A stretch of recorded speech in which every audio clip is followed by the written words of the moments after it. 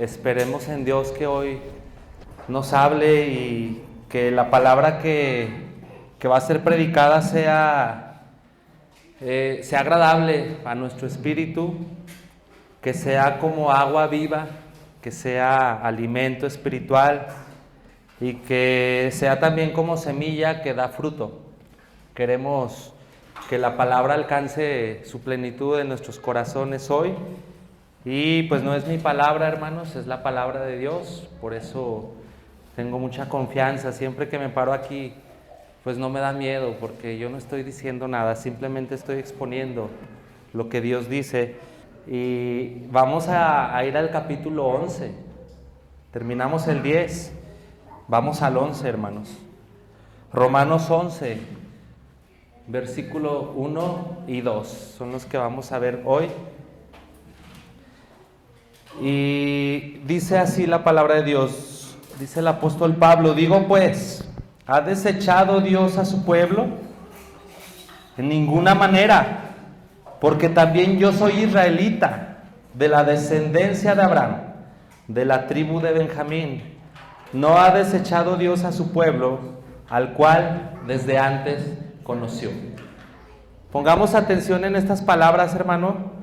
Y en la primera pregunta que lanza el apóstol Pablo, comenzando el capítulo 11, ¿ha desechado Dios a Israel?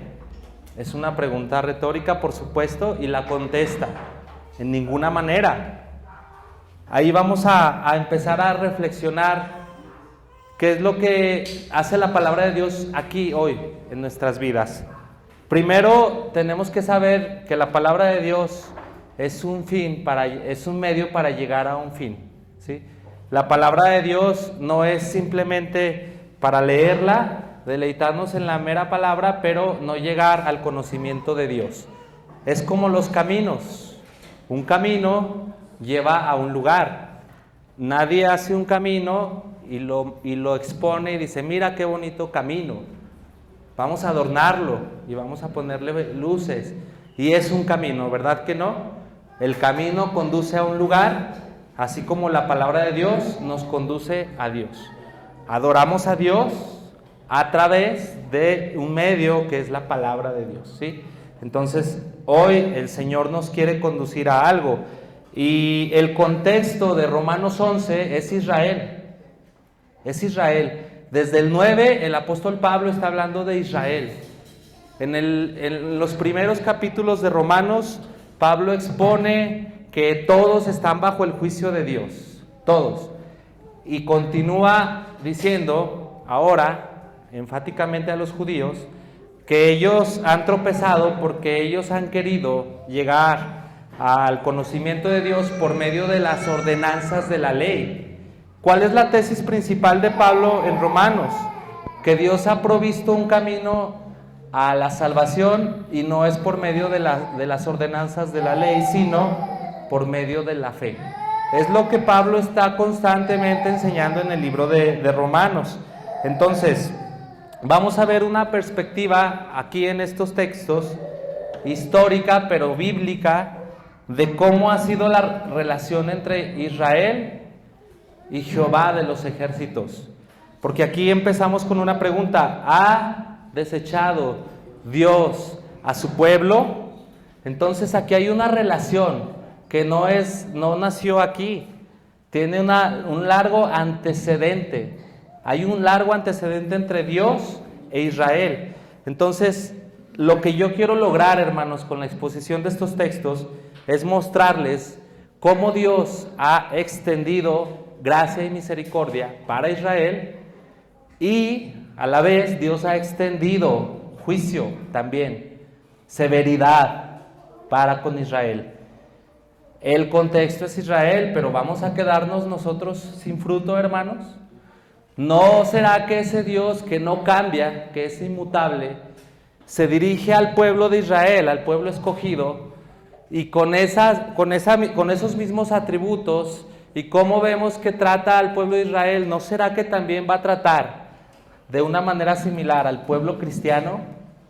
¿Y no será que de manera particular a ti, hermano, te va a tratar de una manera que ya lo ha revelado en su palabra a través del Antiguo Testamento, Dios no cambia, es inmutable.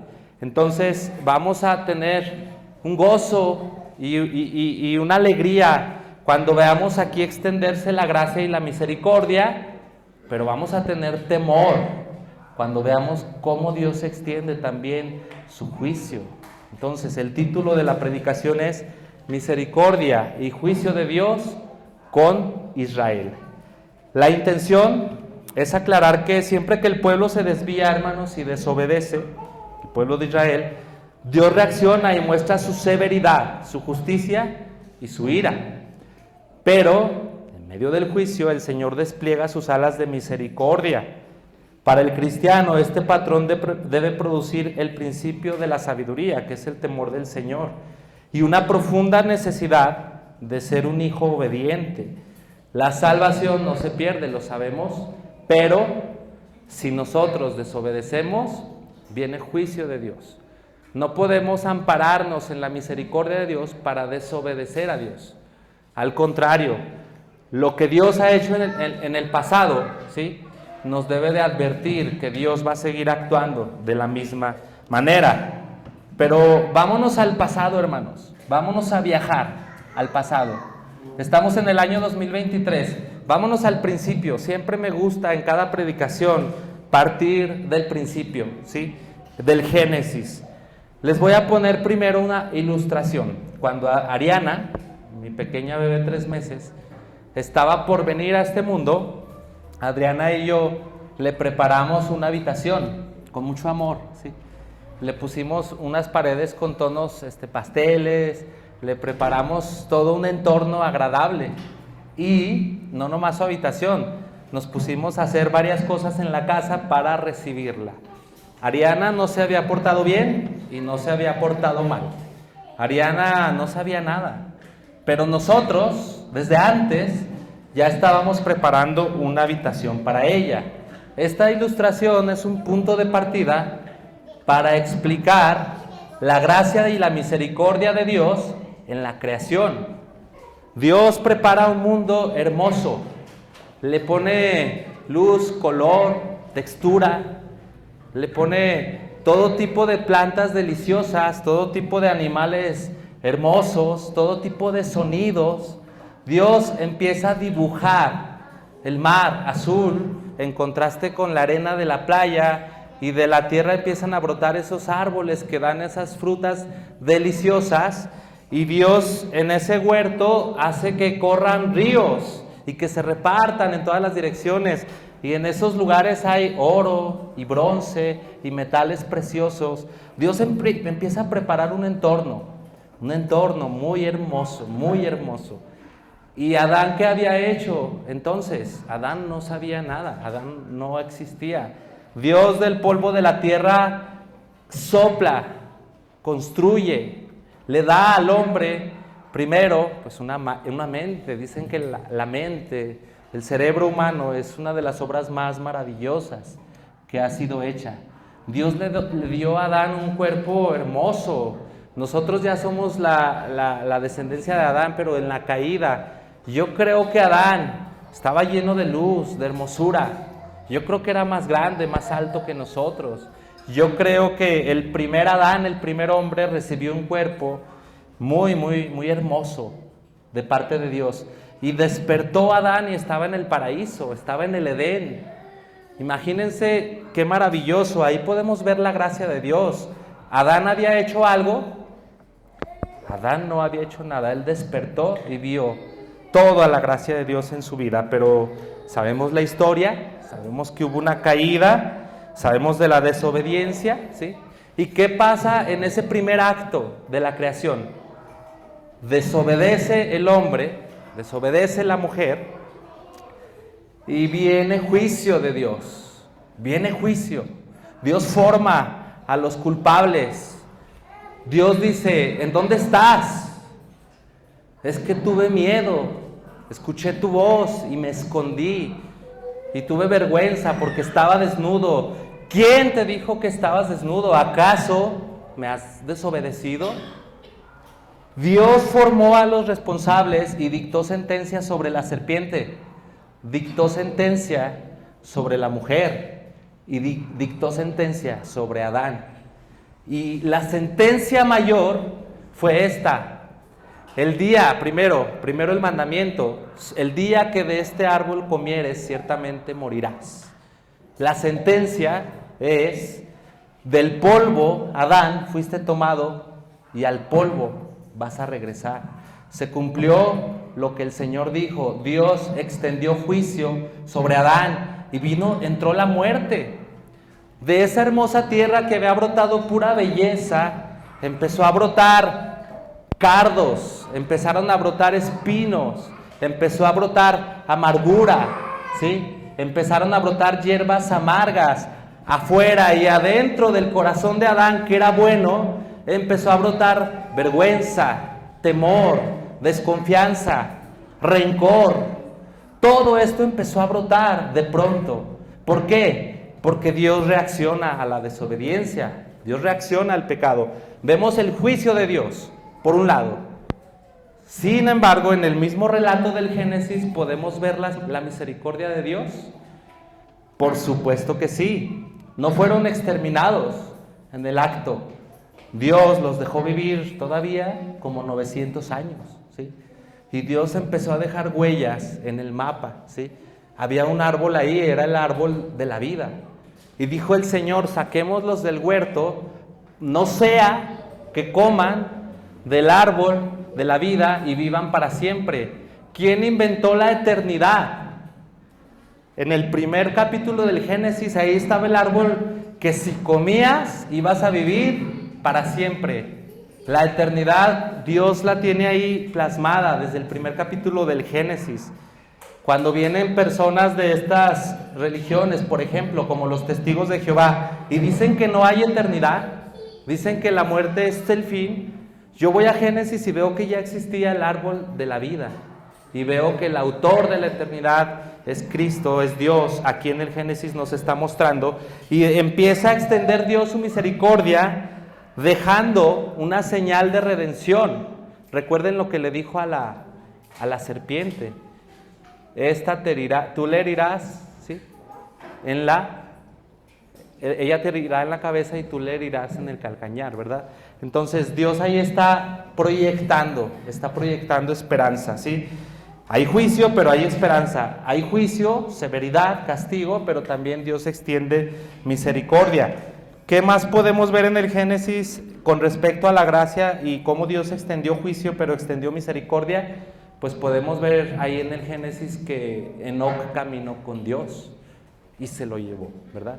Podemos ver que Abel trajo una ofrenda y Dios recibió la ofrenda de Abel, pero no recibió la de Caín. Todas estas son señales que Dios iba dejando, que Dios no iba a exterminar a la humanidad y que había extendido su misericordia, pero había extendido su juicio. Ese es el primer ejemplo en la creación. Ahora, ejemplo número 2, el juicio y la misericordia de Dios en el diluvio. Es otro gran juicio que Dios extiende. Yo creo que no ha habido un juicio tan grande como este. Aquí todavía no entra Israel, porque estamos hablando de Israel. Son antecedentes, hermanos. Entonces, ¿qué podemos ver en este punto del diluvio? Podemos ver que aquí el apóstol Pablo dice, no ha desechado su pueblo, al cual desde antes conoció. Y podemos ver la doctrina de la predestinación aquí, porque Noé halló gracia delante de Dios. Dios iba a exterminar toda carne, porque el pensamiento de todos era de continuo solamente el mal. Pero Noé halló gracia delante del Señor. ¿Qué vio Dios en los ojos de Noé, hermano? Te vio a ti, vio a su pueblo, vio a Israel. Los vio ahí en los ojitos de Noé, desde antes de que nacieran, desde antes que estuviera Abraham pisando la tierra. Dios vio a Noé y dijo, no los voy a destruir, porque todavía en mi mente y en mi corazón, dice el Señor, hay un pueblo que todavía no es pueblo, pero va a ser pueblo, entonces no los voy a exterminar a todos. Y todavía, a partir de Israel, voy a formar otro pueblo que todavía no es pueblo, y yo no puedo exterminar a toda carne. Por eso preservó la vida de Noé y su familia. Entonces, vemos el juicio de Dios tan terrible, anegó toda la creación, todos perecieron en las aguas, pero vemos extendiéndose ese gran juicio terrible y vemos extendiéndose su misericordia porque Noé halló gracia. No es que Noé era mejor, en la escritura dice primero que Noé halló gracia y en el versículo siguiente dice Noé era limpio en sus generaciones.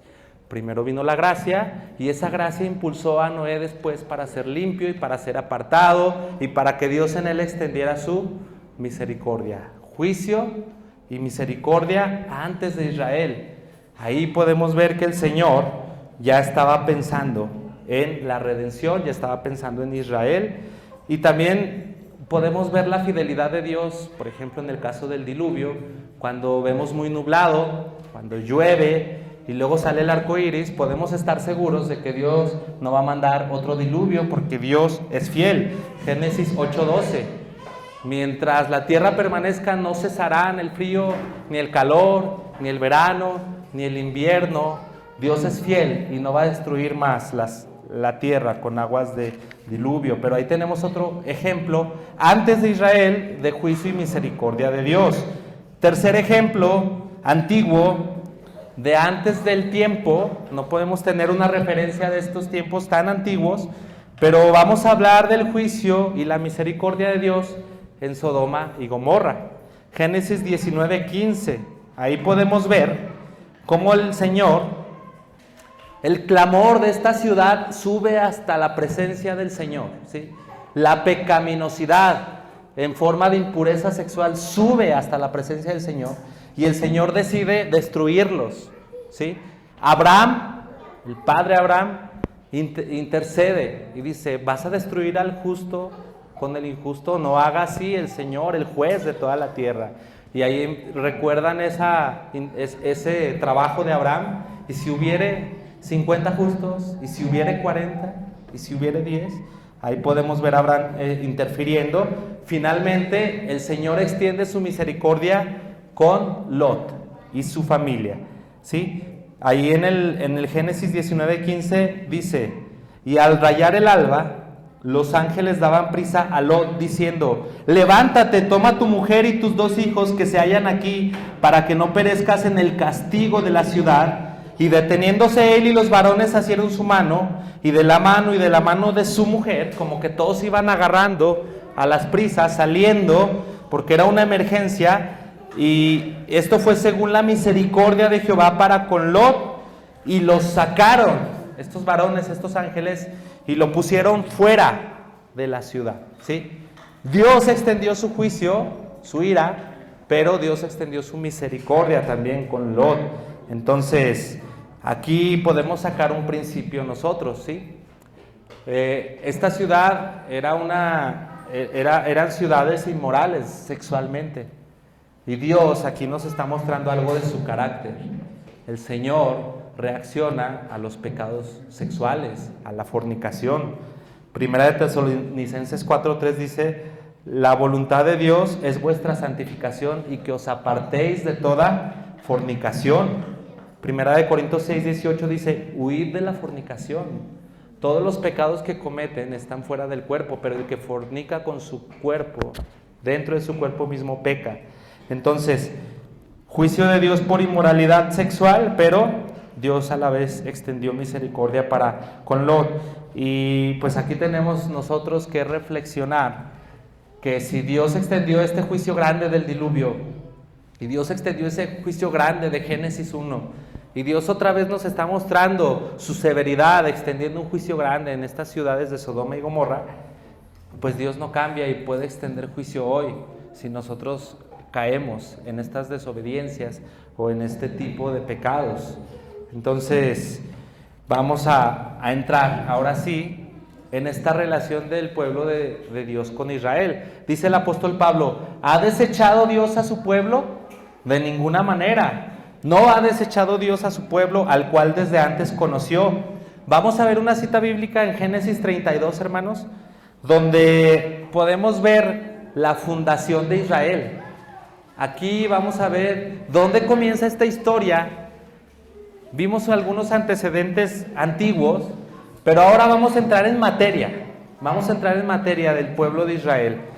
Génesis 32, del 24 al 30 dice: así quedó Jacob solo y luchó contra él un varón hasta que rayaba el alba. Y el varón vio que no podía con él. Tocó en el sitio del encaje de su muslo y se descoyuntó el muslo de Jacob mientras con él luchaba. Y dijo: déjame, porque raya el alba. Y Jacob le respondió: no te dejaré si no me bendices. Y el varón le dijo: ¿cuál es tu nombre? Y él respondió: Jacob. Y el varón le dijo: no se llamará más tu nombre Jacob, sino Israel. Israel significa el que lucha con Dios, porque has luchado con Dios y los hombres y has vencido. Entonces Jacob le preguntó y le dijo: declárame ahora tu nombre. Y el varón le respondió: ¿por qué me preguntas mi nombre? Y lo bendijo ahí, y llamó el nombre de aquel lugar Peniel, esto es, el rostro de Dios, porque dijo: vi a Dios cara a cara, y fue librada mi alma. Aquí comienza una historia, aquí comienza la fundación de un pueblo. No se llamará más tu nombre Jacob, sino Israel. ¿Qué significa Israel? Aquí dice: el que lucha con Dios. De aquí, de esta fundación con este hombre Jacob, bueno, hay que recordar un poquito lo que estaba pasando. Jacob había hecho muchas cosas malas, había robado la primogenitura de su hermano, había estado por ahí en tretas con su suegro Labán, estaba huyendo. Entonces Jacob, con el alma turbada, ¿sí?, adelantó a su familia y él se quedó ahí en una lucha con Dios. Por supuesto que nadie puede luchar con Dios y vencerlo. Aquí estamos hablando de redención, ¿sí? Aquí estamos hablando de que aquí Jacob recibió la bendición de Dios, aquí Dios lo perdonó, aquí Dios lo levantó y le dijo: voy a ser fiel a la palabra. Jacob no lo merecía, pero dijo: voy a ser fiel, el Señor, a la palabra que le dije a tu padre Abraham, ¿sí?, a Isaac, y ahora contigo ya no serás Jacob sino Israel. Aquí tenemos después el nacimiento de las 12 tribus. ¿Sí se las saben? Judá, Rubén, díganme más tribus. Benjamín, José, Zabulón, ¿sí? Ajá, sí se las saben. Tenemos que sabernos las tribus, es algo importante. Aquí salen las 12 tribus. Entonces nos preguntamos lo que dice el apóstol Pablo: ¿ha desechado Dios a su pueblo? Y dice Pablo: en ninguna manera, porque también yo soy israelita. ¿Quién está escribiendo la carta de los Romanos? Un judío. No ha desechado Dios a su pueblo. Y nos preguntamos otra vez: ¿ha desechado Dios a su pueblo? Y dice Juan 1:11: a lo suyo vino, y los suyos no le recibieron. ¿Ha desechado Dios a su pueblo? Mateo 15:24: no soy enviado sino a las ovejas perdidas de Israel. ¿Ha desechado Dios a su pueblo? Mateo 23:37 dice el Señor: Jerusalén, Jerusalén, ¿cuántas veces quise juntar tus hijos como gallina que junta sus polluelos debajo de sus alas y no quisiste? ¿Ha desechado Dios a su pueblo, hermanos? Por supuesto que no, de ninguna manera. Deuteronomio 7:7 nos da un principio muy elemental para comprender cuál es la relación de Dios con Israel, para comprender el carácter de Dios y para comprender quién es Israel.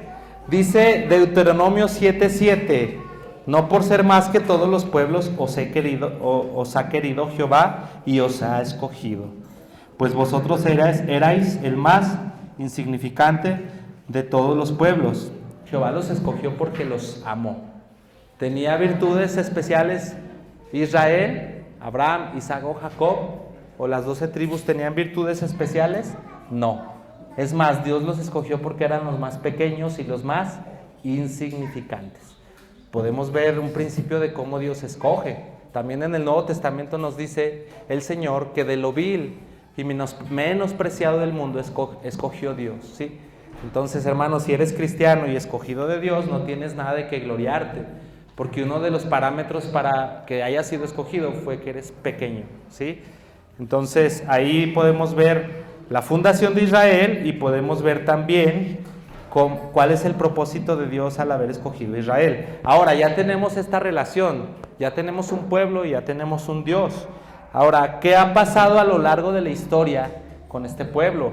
Yo no acabaría de predicar en 5 horas predicándoles desde que Dios sacó de Egipto a Israel con mano fuerte sobre Faraón para glorificarse con estas plagas que envió, que abrió los mares, que estableció la Pascua. Yo no acabaría de predicar, pero he escogido algunos pasajes que nos muestran que el apóstol Pablo aquí está preguntando si ha desechado Dios al pueblo de Israel. ¿Por qué lo está preguntando?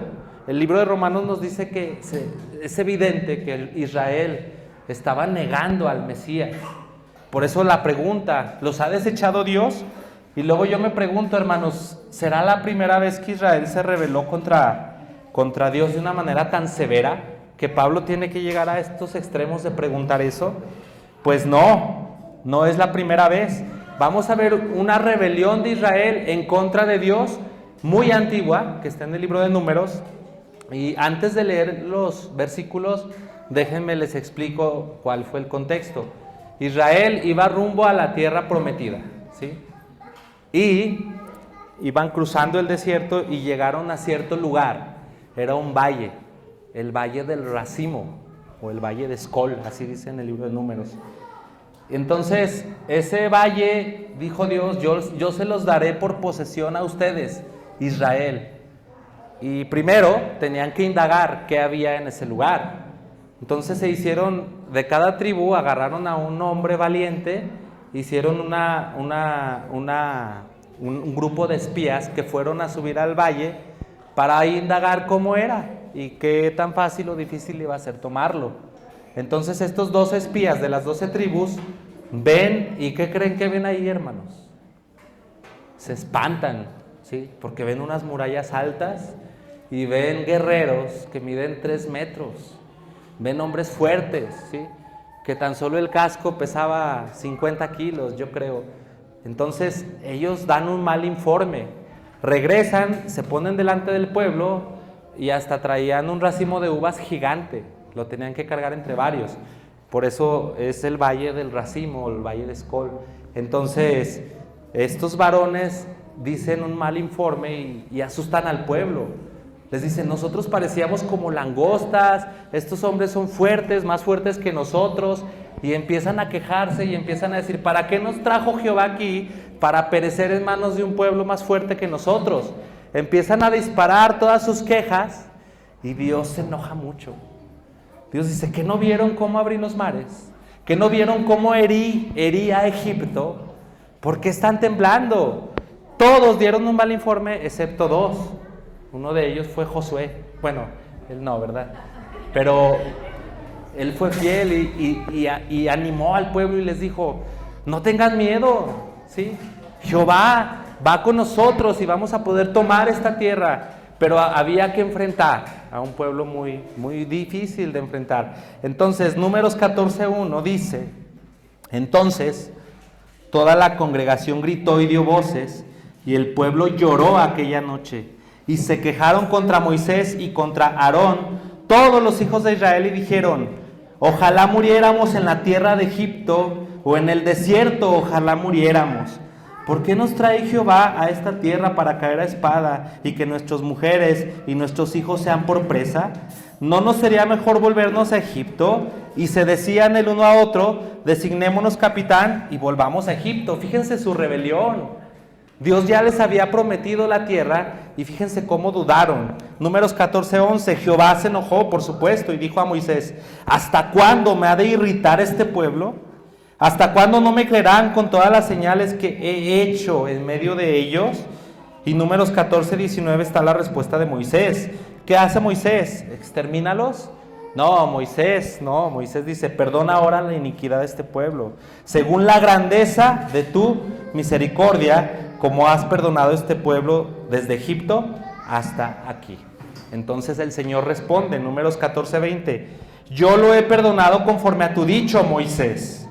Mas ciertamente como yo vivo, y mi gloria llena toda la tierra, todos los que vieron mi gloria y mis señales que he hecho en Egipto y en el desierto, y me han tentado ya 10 veces, y no han oído mi voz, no verán la tierra de la cual juré a sus padres. No, ninguno de los que me han irritado la verá. Vemos por un lado el juicio. Dios dijo, ¿saben qué? Me han irritado tanto con esta rebelión de que han tenido temor de pelear, que ustedes no van a ver la tierra que prometí a sus padres. Juicio, pero luego vemos la misericordia.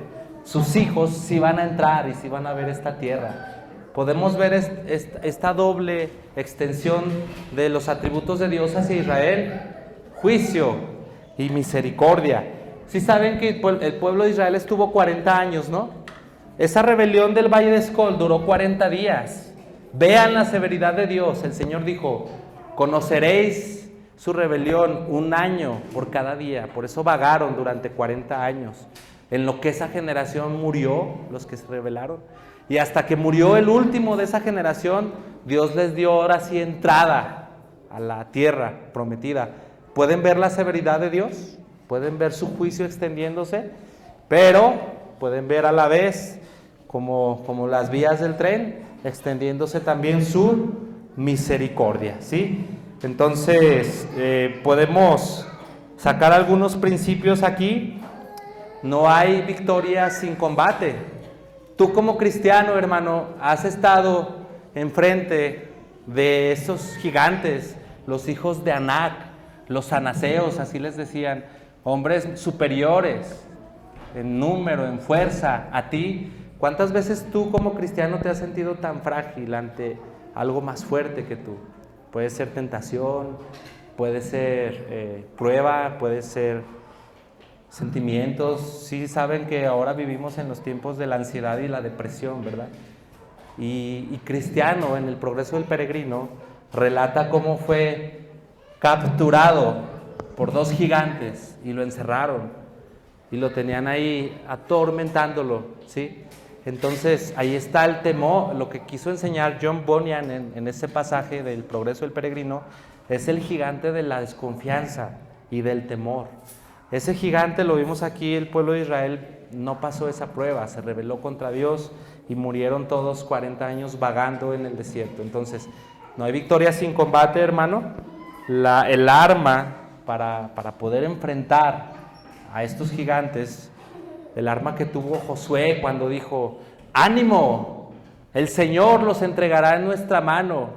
El arma fue el conocimiento de Dios. Un cristiano que conoce a Dios, hermano, no lo asustas. Puede venir este ejército de Hamas y puede tenerte secuestrado, pero si tú conoces el poder de Dios, no vas a tambalear. ¿Por qué? Porque tu conocimiento de Dios es de un Dios grande. Pero si tú tienes poco conocimiento de Dios, cualquier cosa te va a hacer temblar. Estos hombres de Israel no tenían el conocimiento de Dios todos, nada más, aquí vemos excepción, que nada más Josué y otro hombre fueron los que animaron al pueblo porque ellos conocían a Dios. Entonces, para enfrentar los peligros, tenemos que saber que tenemos que ampliar nuestro conocimiento de Dios. Juicio y misericordia de Dios en el valle de El Racimo, en el valle de Escol. Veamos otro ejemplo, el juicio y la misericordia de Dios en la rebelión de Coré. Este mismo pueblo sale de ahí y hay otra rebelión por ahí, cuando ellos empiezan a querer comer carne. Dios les estaba alimentando con el maná y ellos querían comer carne y se rebelan contra Dios otra vez y Dios saca un viento y vienen un montón de codornices y dice, coman carne. Pues ahí está. Ellos son ávaros y agarran toneladas de carne de estas aves y Dios envía una plaga terrible. Se enoja el Señor, dice, ahí está su avaricia y ahí está, coman carne. Dice que hasta salía por las narices de ellos la carne. Entonces, ese no lo traigo aquí en el bosquejo, pero es otro ejemplo del juicio de Dios. El que sí traigo en el bosquejo es este, el juicio y la misericordia de Dios en la rebelión de Coré. Ahora, aquí es una exhortación ahora para la iglesia a ser un pueblo sabio, porque en esta ocasión se rebelaron contra el liderazgo de Aarón y el liderazgo de Moisés. El pueblo no fue un pueblo sabio, se rebeló contra ellos y vino juicio de Dios. Pero después de la rebelión y Dios extendió el juicio, hubo murmuración Y Dios volvió a extender su juicio por dos causas. Primero la rebelión y luego la murmuración, ¿sí? Entonces, vamos a Números 16, 28. Vamos a leer un poquito desde antes, Números 16, 28.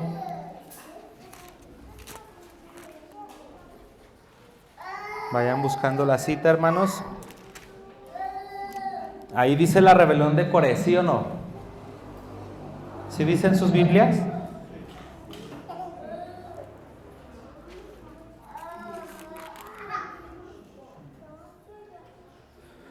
Vamos a ver desde dónde podemos leerlo para no leer todo el capítulo. Vamos a leer desde el 3.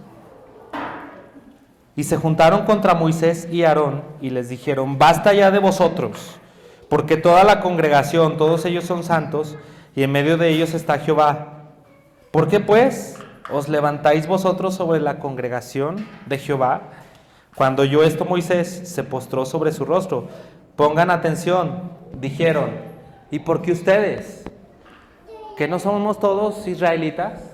¿Por qué ustedes tienen que ser los líderes o por qué les tenemos que obedecer? ¿Sí? Entonces, cuando oyó esto Moisés se postró sobre su rostro y habló a Coré y a todo su séquito diciendo: mañana mostrará a Jehová quién es suyo y quién es santo, y hará que se acerquen a él. Al que él escogiere, él lo acercará así. Haced esto: tomaos incensarios, Coré y todo su séquito, o sea, los rebeldes, y poned fuego en ellos, y poned en ellos incienso delante de Jehová mañana, y el varón a quien Jehová escogiere, aquel será el santo. Esto os baste, hijos de Leví. Vamos a adelantar un poquito.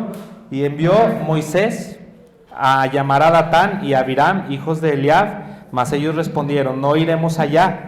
Es poco que nos hayas hecho venir de una tierra que destila leche y miel, para hacernos morir en el desierto, sino que también se enseñarás de nosotros imperiosamente.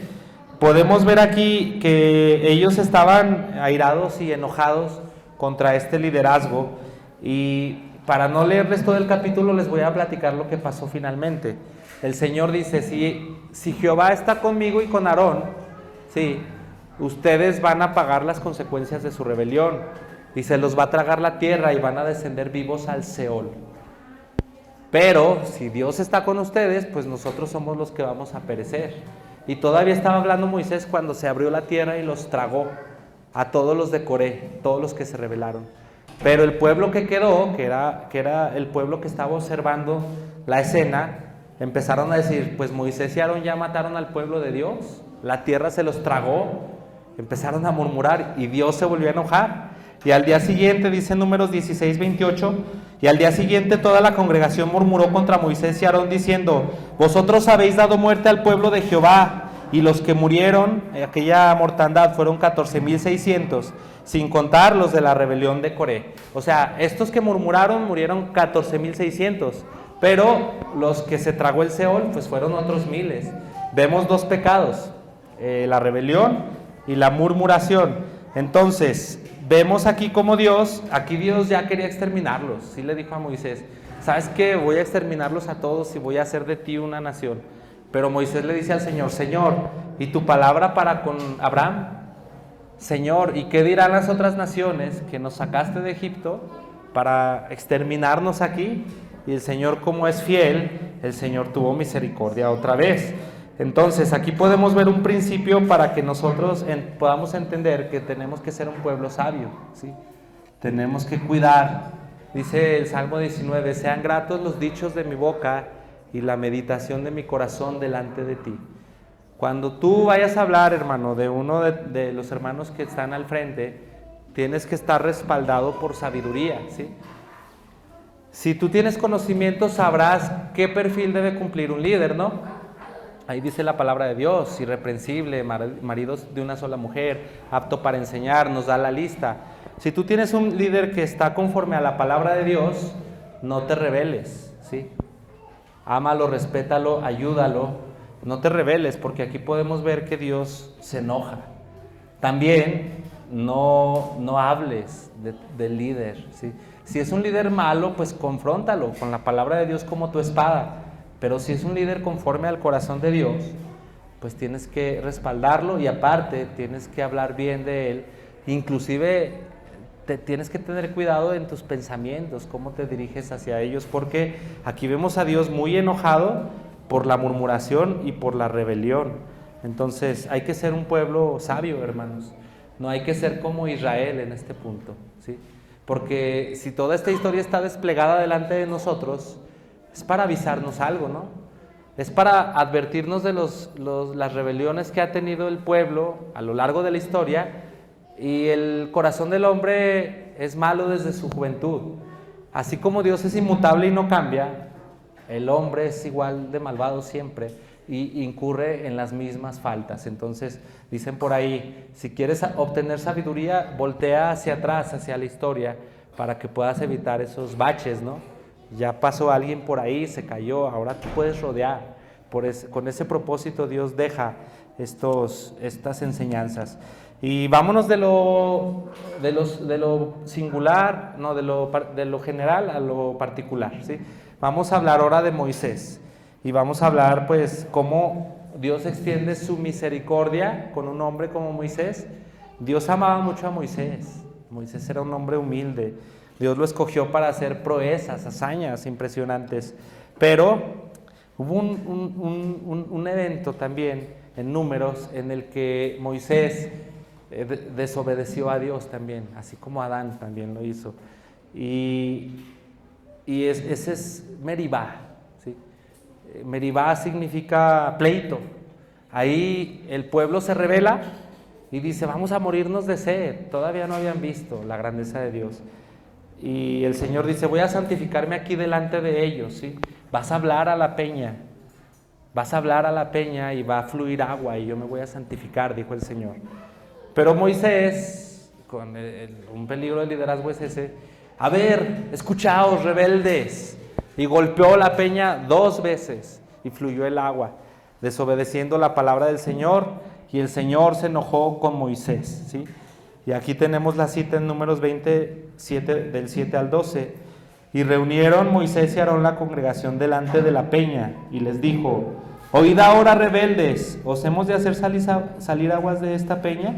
Entonces Moisés alzó su mano y golpeó la peña con su mano 2 veces, y salieron muchas aguas, y bebió la congregación y sus bestias. Y Jehová dijo a Moisés y a Aarón, por cuanto no creísteis en mí para santificarme delante de los hijos de Israel, por tanto, no meteréis esta congregación en la tierra que les he dado. Ahí estuvo una consecuencia de lo que hizo Moisés. Y ya en Deuteronomio 34, no lo busquen, estaban ya delante de la tierra prometida. ¿Y qué creen que dijo el Señor? Moisés, después de que Dios sentenció esta palabra en Meribá, todavía Moisés siguió haciendo muchas cosas, siguió legislando, siguió dirigiendo batallas, guerras, y ya hasta Deuteronomio, cuando estaban frente a la tierra prometida, Dios dice, hey, espérate Moisés, esta es la tierra que juré a Abraham, a Isaac y a Jacob, diciendo, a tu descendencia la daré. Te he permitido verla con tus ojos, pero no pasarás allá. Y la sentencia se cumplió.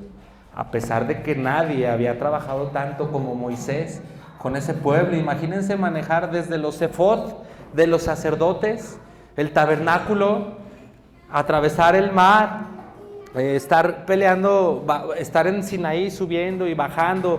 O sea, nadie trabajó tanto como Moisés, nadie. Y Moisés aquí desobedece a Dios, y Dios, con todo lo que amaba a Moisés y con todo lo que Moisés había trabajado, lo priva del privilegio de entrar en la tierra prometida. Entró Josué en su lugar. Entonces, tienes que tener en cuenta, hermano, que cuando tú desobedeces a Dios, pues ya sabemos, la salvación no se pierde. Pero si Dios ve que desobedeciste, va a dictar un juicio, ¿sí? Porque Él es justo, y las consecuencias del pecado pues no las vas a poder evitar. Van a estar ahí, aunque tú pienses, yo creo que ya se le olvidó. Yo creo que desde Números hasta el final de Deuteronomio, yo creo Moisés dijo, ya la hice, ya está ahí la tierra prometida. Pero el Señor dijo, no pasarás, y ahí murió Moisés.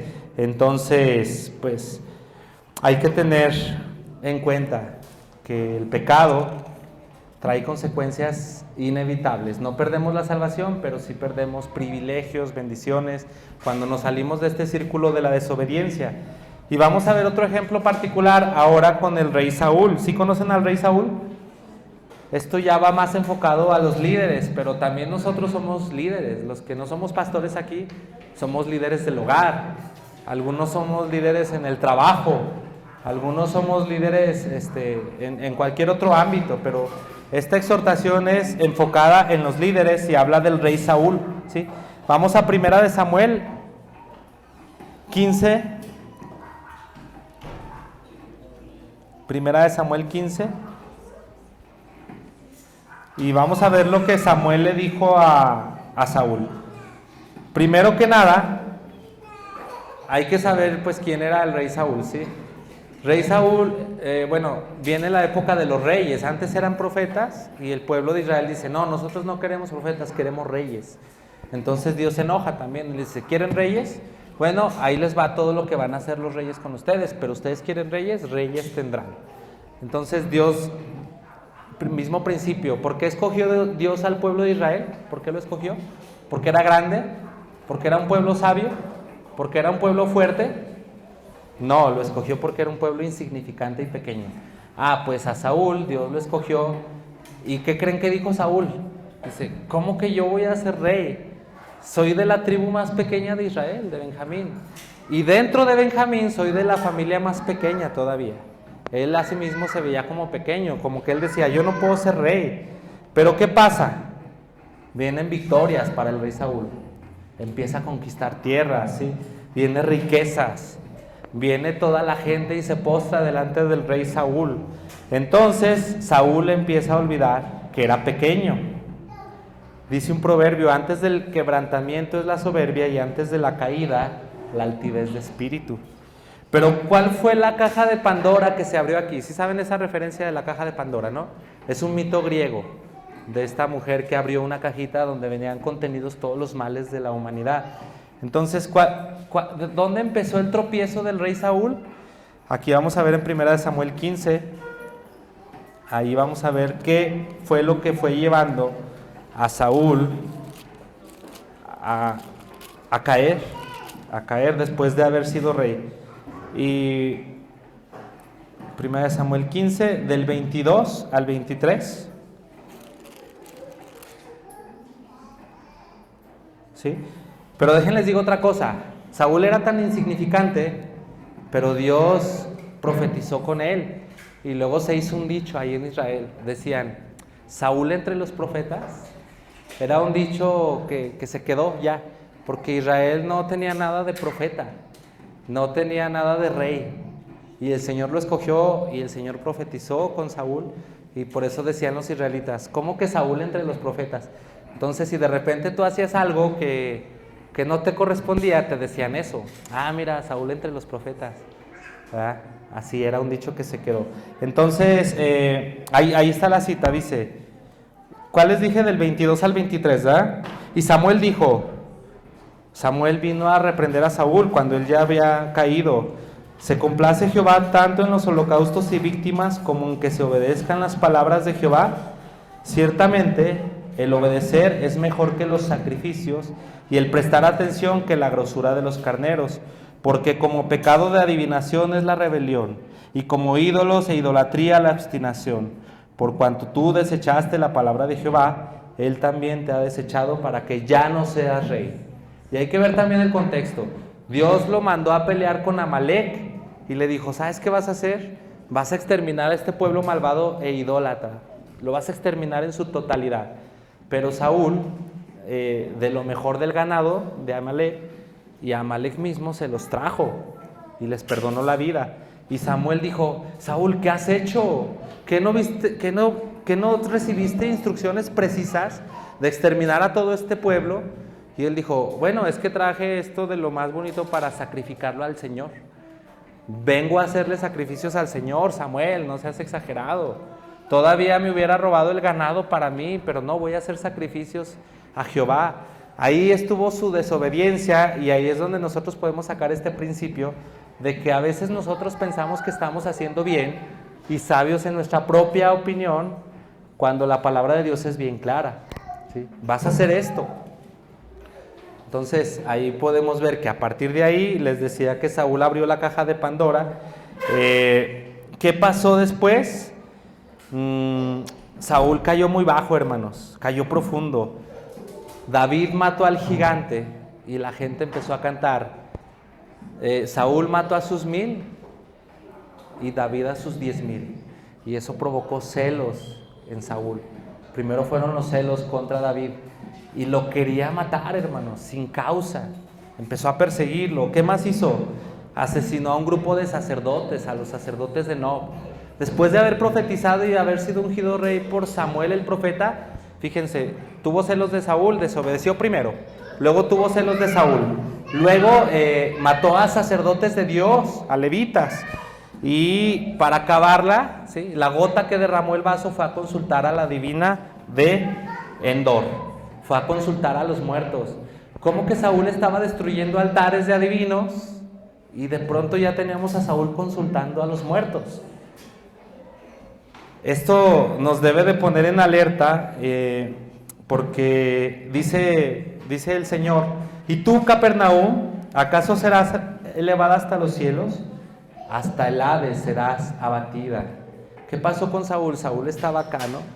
Desobedeció la palabra del Señor y de ahí se fue, hasta terminar consultando a adivinos, matando sacerdotes y con celos y queriendo matar al siervo de Dios que era David. Entonces Saúl muere de una manera muy trágica, ¿sí? Se suicida, cae sobre su espada, y esta gloria que Dios le dio, pues él mismo se la quitó, ¿verdad?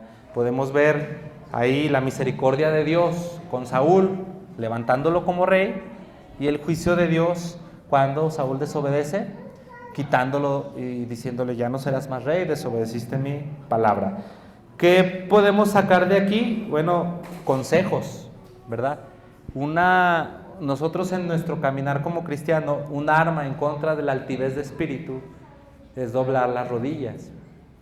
Normalmente la gente ora caminando, andas manejando y oras, y luego andas en el gimnasio y estás orando. No digo que no puedas hacer esto, debes hacerlo, porque debes orar en todo tiempo, pero se te olvida que debes de meterte en una habitación y debes de postrarte en tierra para no olvidar a quién le sirves. Doblar tus rodillas es algo que va a tener ese orgullo también doblado delante del Señor y delante de los hombres.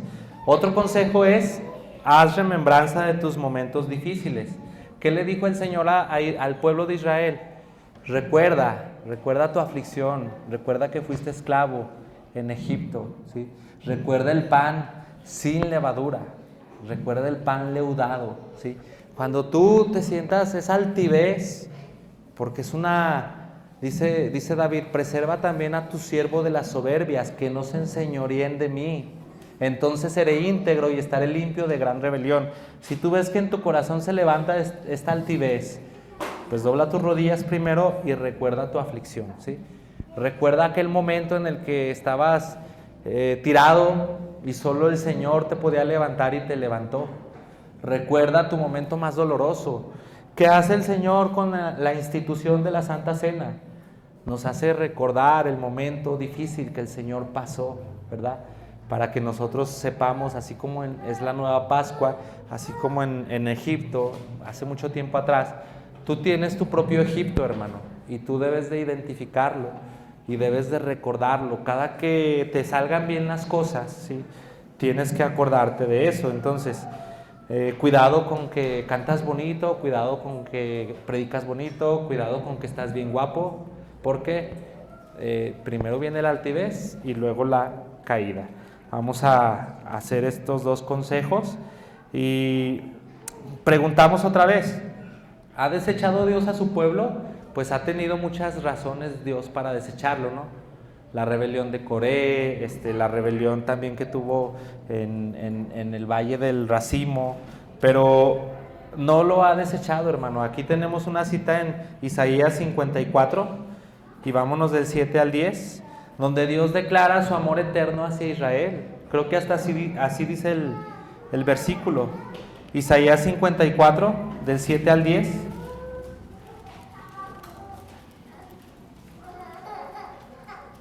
dice: por un breve momento te abandoné, pero te recogeré con grandes misericordias. Con un poco de ira escondí mi rostro de ti por un momento, pero con misericordia eterna tendré compasión de ti. Dijo Jehová tu Redentor, porque los montes se moverán y los collados temblarán, pero no se apartará de ti mi misericordia, ni el pacto de mi paz se quebrantará, dijo Jehová, el que tiene misericordia de ti. El Señor no ha desechado a su pueblo, el Señor tiene cuidado de su pueblo, y esa es una garantía de que el Señor no te ha desechado a ti, y que el Señor no va a desechar tampoco al pueblo cristiano. Es un gran consuelo. Yo no sé por qué hay algunos predicadores que enseñan que Dios ya desechó a Israel y que ahora la iglesia, no sé de dónde sacan esto, pero entonces Dios no sería fiel. Dios es fiel y lo está manifestando siempre en su palabra, y en los actos rebeldes de Israel Dios extiende su misericordia porque Dios es fiel. Entonces, en Deuteronomio Dios dicta algunas sentencias para los desobedientes y algunas bendiciones para los obedientes, ¿sí? Entonces, una de las sentencias en Deuteronomio 28, 49, 50 dice: y a sus hijos que diere a luz, pues los comerá ocultamente, por la carencia de todo en el asedio y en el apuro con que tu enemigo oprimirá tus ciudades. Y luego ya tenemos en 2 Reyes 6:28 un hambre en un asedio, donde una mujer le dice a la otra: vamos a comer a tu hijo y mañana comeremos al mío, ¿sí? Ahí están los juicios de Dios contra la desobediencia. Y el historiador Josefo narra también como una mujer de nombre María, cuyo padre se llamaba Eleazar, de una aldea de rica familia, en el asedio de Jerusalén, cuando el ejército romano sitió a Israel, una mujer también ahí se comió la mitad de su bebé, lo asó y se lo comió. Y Dios, esto no es nada nuevo, Dios dijo: si tú desobedeces, Israel, van a venir todas estas maldiciones. Y si tú obedeces, Israel, van a venir todas estas bendiciones. También dice una referencia en Deuteronomio, dentro de este contexto: Jehová traerá contra ti una nación de lejos, del extremo de la tierra, que vuele como el águila, nación cuya lengua no entiendas, gente fuerte de rostro, que no tendrá el respeto del anciano, ni de la mujer, ni del niño. Y esto no puedo evitar pensar en el holocausto nazi. O sea, ser parte del pueblo de Dios, hermanos, es una gran responsabilidad, porque eres objeto de bendiciones y de promesas, pero eres objeto de maldiciones y consecuencias. Entonces, tenemos que tener cuidado si somos pueblo, porque de la misma manera en que Dios ha sido muy severo y muy misericordioso con Israel, va a ser también severo y a la vez misericordioso con el pueblo cristiano y a la vez contigo como persona. Entonces, estamos viendo la panorámica de cómo Dios extiende misericordia y juicio, pero tenemos un punto central aquí, y es la cruz del Calvario. Ahí podemos ver el juicio de Dios y podemos ver, unido al juicio, la misericordia de Dios. Vamos a Romanos 3, del 25 al 26, ya para finalizar. Dice: a quien Dios puso como propiciación por medio de la fe en su sangre, para manifestar su justicia, a causa de haber pasado por alto en su paciencia los pecados pasados, con la mira de manifestar en este tiempo su justicia, al fin de que Él sea el justo y el que justifica al que es de la fe en Jesús. Entonces, vamos a ver tiempos pasados, tiempos presentes y tiempos futuros desde una sola perspectiva. Vamos a ver todo desde el Monte Calvario, ¿sí? Desde el Monte Calvario. Todo el juicio de Dios que ha extendido ha quedado corto, ¿sí? Porque Dios muchas veces ha perdonado, ¿sí o no? Dios muchas veces ha pasado por alto. Pero todas estas veces anteriores en que Dios estaba pasando por alto, estaba apuntando hacia un tiempo determinado, cuando se levanta, así como se levantó la serpiente en el desierto, así se levanta Cristo en la cruz, y todo el perdón y la misericordia que Dios extendió desde el principio, lo estaba reservando para un momento determinado. En la cruz Dios extendió todo el juicio de lo que te había perdonado a ti y de lo que le había perdonado a Abraham y de lo que le había perdonado a Moisés. Ellos estaban apuntando hacia adelante viendo que Dios iba a mandar redención, ¿sí? Los que vivieron en los tiempos de Jesús estaban viendo ahí el juicio, el juicio de Dios en la cruz. Y nosotros que estamos en el futuro vemos hacia atrás y vemos ahí el juicio de Dios. Entonces, imagínate una ola gigantesca, hermano, más grande que el sol, que viene con toda la furia y es toda contenida nada más en la cruz de Cristo, toda la ira. Y luego imagínate que después de absorber Cristo toda esa ira, extiende esa ola, pero ahora de misericordia, de perdón y de gracia para todos los que crean en Él.